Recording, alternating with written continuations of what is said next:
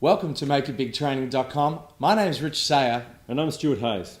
Today we're going to talk about risk. In fact, specifically, what sort of risk do you need to assess when you've got a great business idea and you need to find out how risky it is before you throw all your money and capital at it? Stu, what are your thoughts? Well, in reality, there's a scale of risk that is attached to any business that you're going to start.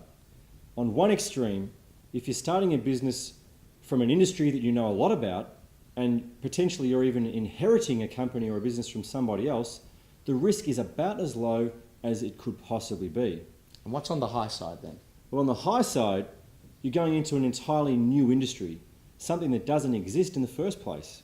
And in the middle is a whole range, a whole scale of types of risks, as you get from the first extreme where you're inheriting a business all the way to the second extreme where you're starting one. So to get this right, if you've got a new technology or you're inventing something new or it's just a whole new thing, there's a lot more risk than obviously an existing industry that everyone knows. Would it be that you have to educate the customers of a new idea versus something they already get? Brand new versus me too, so to speak. That's exactly right, Richard.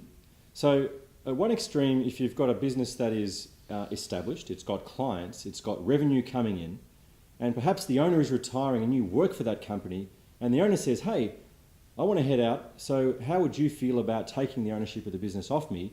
You can see that there is a very real business that exists with cash flow, which makes it a lot easier for you to make it successful. Stepping one step back from that, you might say, well, I understand this industry, and I'd like to head out and start doing this type of business myself. So you head out, you might even bring a couple of clients with you, and you start a business in something that you're known in and something that you're a specialist in. And as you start to move further away from that first example, you can see that the risk is a little bit higher. Yep. Okay. The other way that risk gets introduced is through systems. So imagine this. You've left a business, or you're wanting to leave a business to start your own, and this time you're wanting to head into an industry that you don't know anything about. But you can pick up a whole bunch of systems and processes because you're going to be picking up a franchise from somebody else. I have a story actually about going into a business you don't know anything about. So I've found in my life that if you understand the business you're going into, you understand the industry, you understand the players, you understand the customers, more importantly, Stu, you understand the problem that you're solving. Now, in my case, I decided quite full-heartedly as a child or as a young man to go into a business that I didn't know much about. It's a little bit like someone who owns a goldfish wanting to go into gold mining. I, in fact, wanted to start my own soft drink company. Yes, I know. I went from being a musician to wanting to start a soft drink company. In fact, it was a soft drink that contained aloe vera juice. It was called Island Aloe. They were good drinks, weren't they, Stu? They were fantastic drinks. It was a great product, and I was very, very enthusiastic about the potential for this business, but the problem was I didn't know anything about the business at large. I didn't know about the distribution channels for soft drink. I didn't know about the barriers to entry for getting my product into the shops. More importantly, I had no idea about the risk associated with money, how much money would be required to get this thing going. I thought that if I had a great product, that it would sell. It's the new mousetrap adage, and in this case, I failed miserably, and I actually burnt a lot of money, which was a great problem at the time. You understand? I fully understand this. So in terms of your risk analysis, where was my risk taking place there? Okay, so let's just break down and unbundle what Rich just talked about. He's gone into an industry that he knew nothing about. Okay, so straight away, that's a huge risk by doing that.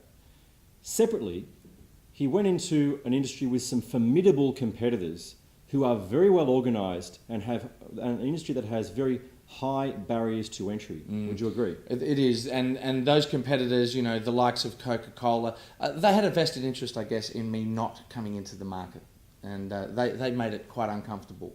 Yeah. And there's nothing wrong with that from their perspective, because one of the things you do when you're a big business is you want to make sure that small businesses don't build up and annoy you in the first place. Or they buy them to take them out of the market, which is another strategy.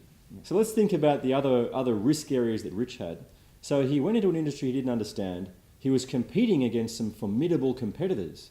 But also, he wasn't able to inherit a whole bunch of systems and processes from something that he already had or something existing, i.e. a franchise, because it didn't exist. Yeah?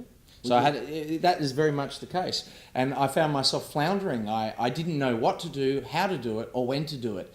Where if there was an existing business that I had bought, like a franchise, the benefit would have been I would have been saying, right, I've just got to plug my product into this system. And it is a great benefit, and why franchises are so successful, I guess, that people who are new in business are just buying those systems more so than the products. Wouldn't you say, Stu? Absolutely. Now, on the topic of the product, the other component of risk that Rich had in that situation was he was actually entering into a market with an aloe vera juice that didn't exist at the time. And there was the whole reality that he needed to go out there and educate an entire population about aloe. Yep. I can't tell you how many of my friends have said you were 10 years ahead of your time. I mean, today you go into a 7-Eleven or you go into a convenience store and you're going to find so many health-based drinks as the market has shifted away from sugary sweet drinks towards more healthy alternatives. Correct. At the time, there was none of those sort of drinks available.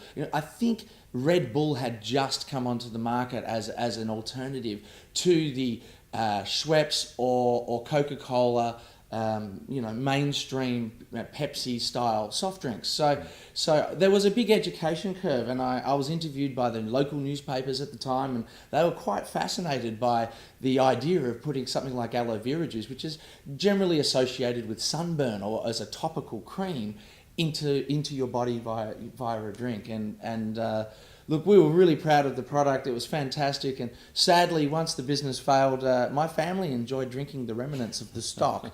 The favourite flavour was the lime flavour from memory. But look, that's all about risk, isn't it?